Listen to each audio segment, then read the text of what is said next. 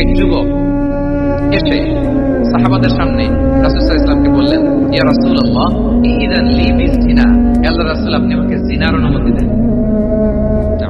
কিসের? জিনার মানে ব্যভিচারের অনুমতি দেন। ব্যভিচার বা জিনার অনুমতি দেন। আশেপাশের সাহাবারা তো রেগে মেগে আগুন।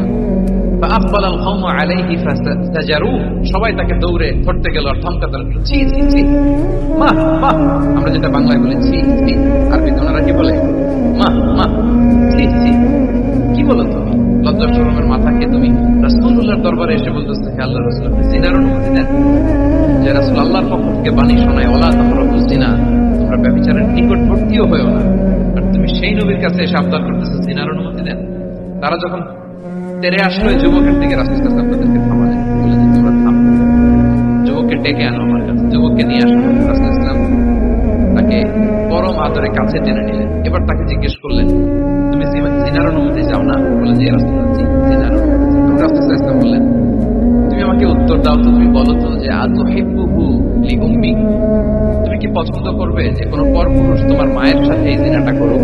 তোমার এটা ভালো লাগবে? সে বলে, লা ইয়া রাসূলুল্লাহ, না, কখনো না, আমার মায়ের সাথে কেউ এই পাপাচারে লিপ্ত হবে এটা কোনো মানুষ মেনে নেবে না, আমি কেন, কেউ মেনে নেবে না।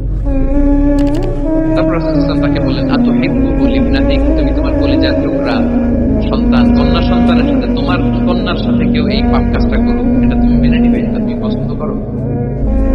সে বলল, লা ইয়া রাসূলুল্লাহ, আল্লাহর রাসূল কোশ্চেন কালো, কখনো মানব না, আমার মেয়ের সাথে কেউ এই কাজ করে না। রাসূল সাল্লাল্লাহু আলাইহি ওয়াসাল্লাম আবার তাকে প্রশ্নবাণে জর্জরিত করতে লাগলেন, আবার বললেন, আতুহিব্বুহু লিউখতিক, তুমি তোমার প্রিয় বোনের সাথে কেউ এটা করুক, এই পাপাচারে লিপ্ত জিনা করুক, পছন্দ করবে? তোমার বোনকে কেউ এরকম অপমান করবে, চাইবে তুমি?